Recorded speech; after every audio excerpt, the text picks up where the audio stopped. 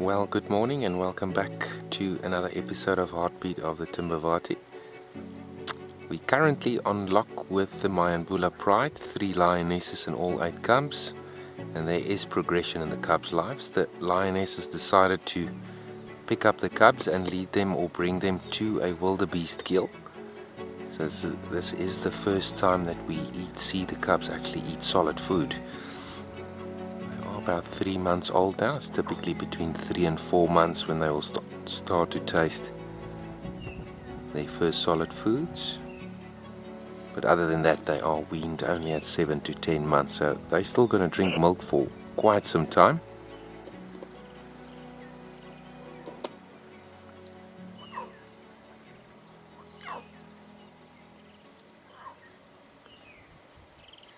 There's 2 lionesses on the carcass with 1 cub feeding with them.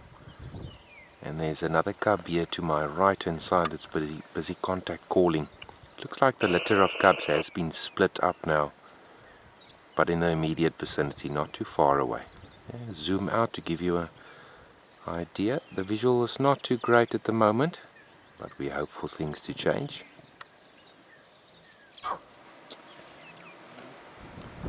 Alright, so we managed to get some eyes on 2 of the cubs.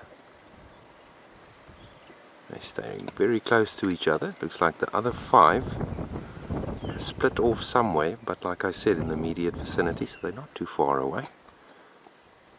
And these other siblings are contact calling towards them the whole time, so they miss their little brothers and sisters.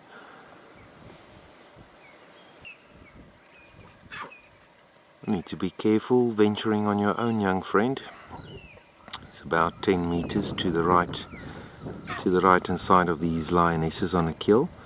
And they're busy feeding this, so they are preoccupied.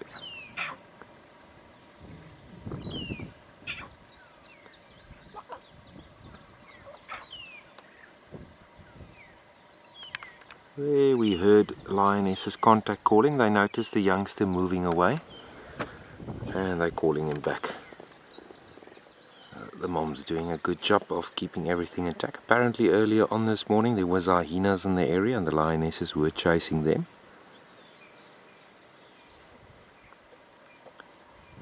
You don't want to mess with that girl, especially if they've got cubs.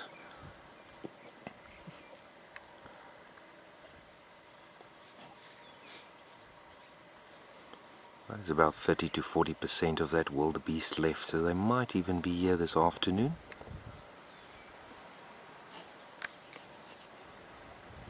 No sign of the Skorro males being close to this carcass. Obviously they would have displaced the lionesses and let the cubs feed with them. It's the only time that you'll see a male lion feeding with another individual of the pride is either with another male or with the cubs, but they don't like feeding with the lionesses, especially if the food is small. If there's not enough food, if it's a big carcass, multiple individuals can then jump in to feed.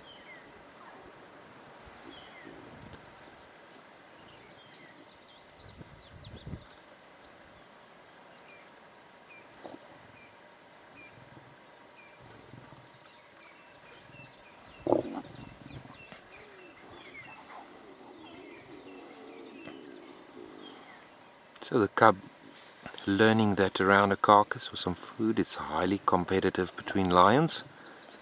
All love is lost when there's food.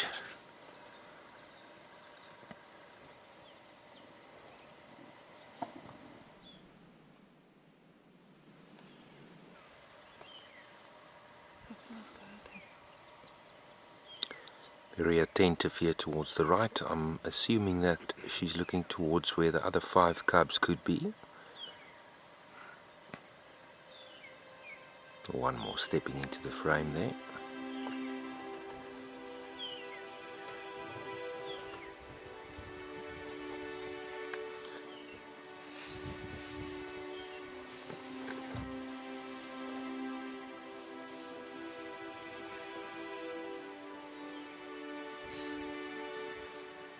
Zooming into one of the cubs digging in there.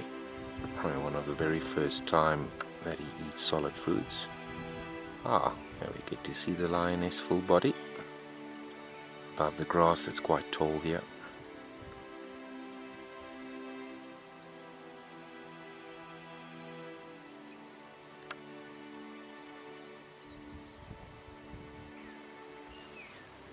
Not really concerned about the constant position or the position of the other cubs. I'm quite happy where the other cubs could be. Look at those bellies, very full. Going to produce a lot of milk with that, all of that meat. That will definitely help them to fill up their mammary glands.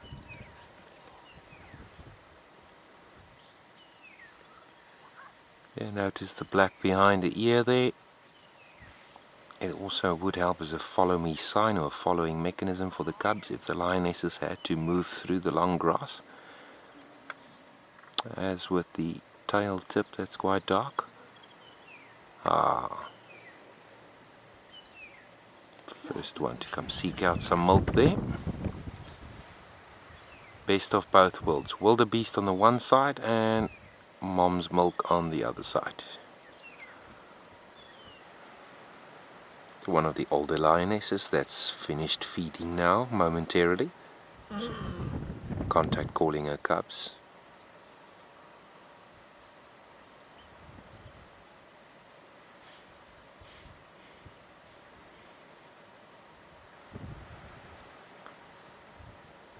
See, a low pitched call to stay under the radar so the sound doesn't carry too far. Don't want to draw unwanted attention.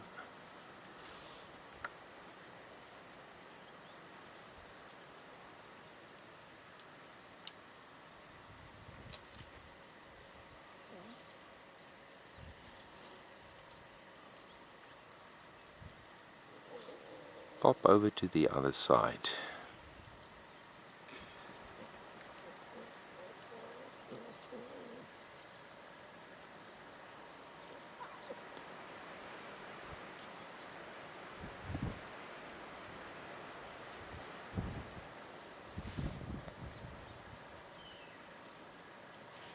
A great nippling technique there. He's not really having a good hold on to that mammary gland there.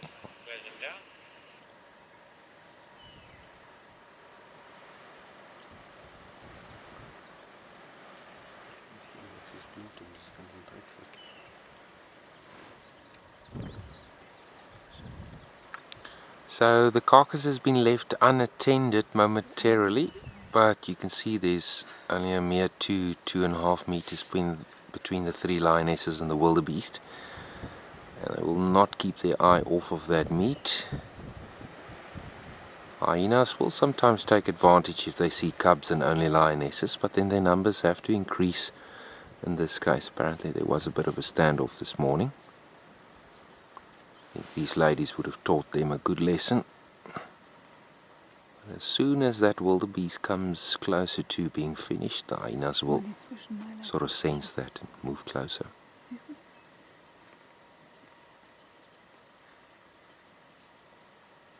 And even a hyena can be a big risk to the cub. One bite over the spine of that cub cause some severe damage. The fact that the Skorro males are not here is to the advantage of the hyenas in the area.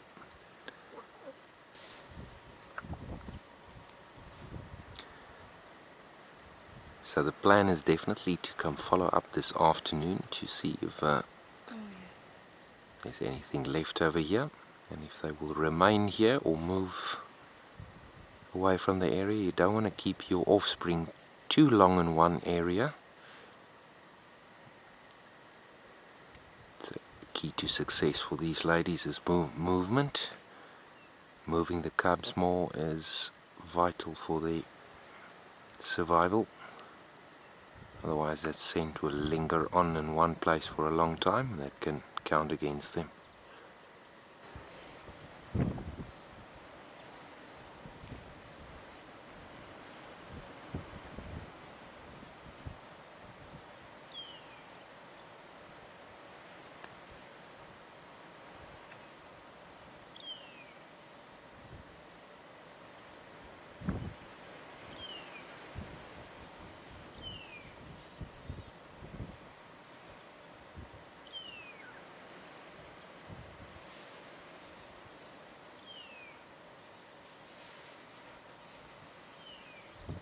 These guys are persistently looking towards their right hand side for the other cubs, and still no sign of them.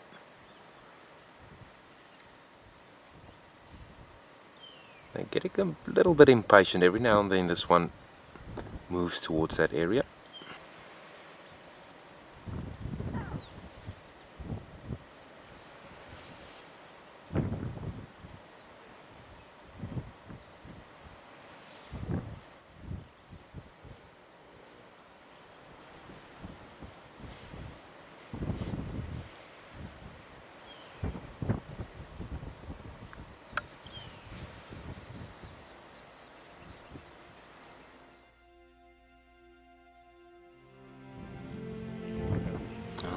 Good evening, folks. It is night time, nightfall has come, and we unlock with one of the Skorro males. This is about 1 kilometer to the west of where the cubs and the females were on a wildebeest this morning.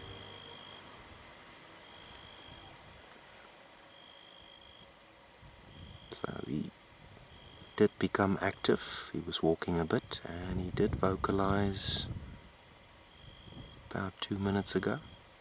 So we're going to wait a little bit to see what his movements is, and then hopefully he could vocalize again.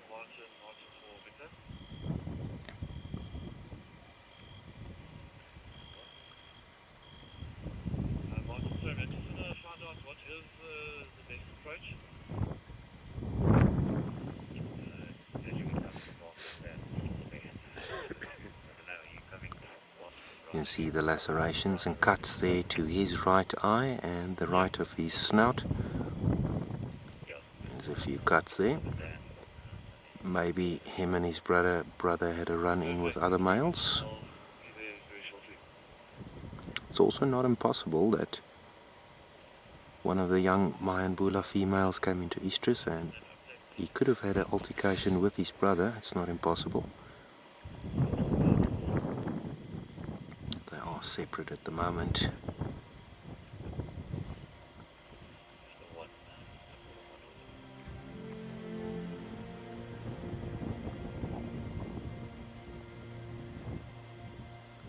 Watching back to the south, this morning one of the young lionesses with both the Skorro males were found there. Looks like they have separated now.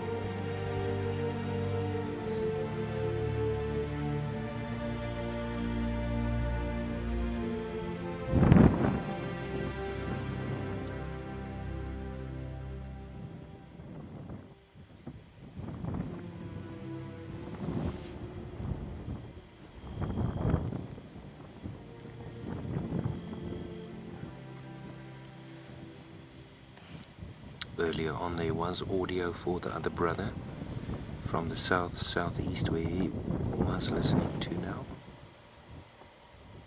There we could clearly see the white under the eye that will reflect ambient light into the back of the iris. It's lightening up the retina, and there's millions of light receptive cells at the back of the retina, just enhancing his nighttime vision.